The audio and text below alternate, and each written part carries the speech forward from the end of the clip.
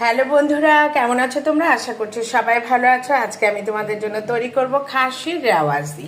আর এই খাসির রেওয়াজি তৈরি করার জন্য দেখো, এখানে আমি আদা বাটা, রসুন বাটা, মরিচ বাটা সব কিছু দিয়ে, কাঁচা লঙ্কা কিছু দিয়ে, লবণ দিয়ে, শুধুমাত্র এখানে টক দই দিয়ে মেখে রেখেছি। আর দেখো, এখানে তাওয়ায় অল্প একটু তেল দিয়ে তেজপাতা দিয়ে দিয়েছি।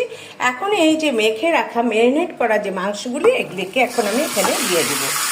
এখানে আমি কোনো প্রকারের গুঁড়ো লাল মশলা ব্যবহার করব না, কারণ এটা হচ্ছে রান্না কাব্যকথা কিচেনে একটা স্পেশাল রান্নাটির নাম হচ্ছে খাসির রেওয়াজি। আর এই রেওয়াজি তৈরি করতে হলে খাসির মাংসকে সুন্দর করে ছোট ছোট টুকরো করে কেটে ভালো করে ধুয়ে নিয়ে এখানে দই মেখে লবণ দিয়ে আদা বাটা, রসুন বাটা, পেঁয়াজ বাটা এবং কাঁচামরিচ বেশ কিছু দিয়ে মেখে এটাকে কিছুক্ষণ ম্যারিনেট করে রেখে দিতে হবে। তারপরে দেখো, একটু তেল বেশি দিব না, কারণ খাসিতে প্রচুর পরিমাণে তেল থাকে, তেল বের হয়ে আসবে।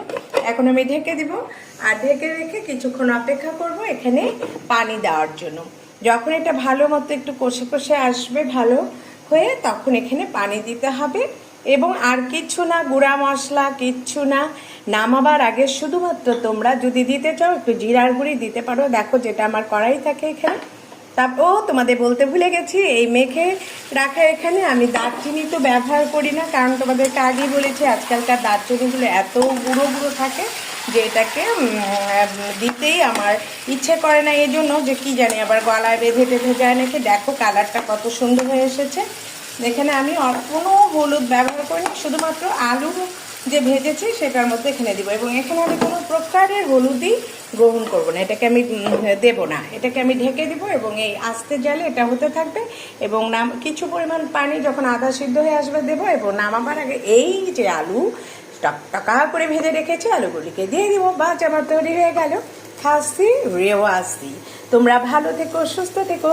আর এরকম করে খাসির রেওয়াজি বানিয়ে গরম গরম ভাতে পরোটার সাথে সার্ভ করে দেখো যে রান্না কাব্যকথা কিচেনে তোমাদের দিদি তোমাদের জন্য সত্যি কোনো ভালো রেসিপি এনেছে কিনা। ভালো থেকো, সুস্থ থেকো, বাই। হ্যালো ভিউয়ার্স, কেমন আছো তোমরা? রান্না কাব্যকথা কিচেন থেকে চলে আসলাম আমি আবার তোমাদের সামনে রান্নার রেসিপি নিয়ে।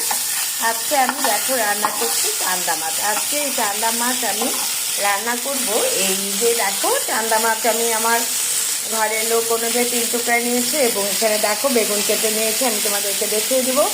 দেখো, প্রথমে আমি চান্দা মাছগুলোকে সুন্দরভাবে কেটে ধুয়ে এগুলোকে সুন্দরভাবে হলুদ মেখে দেখো একটু লাল লাল করে ভেজে নিব।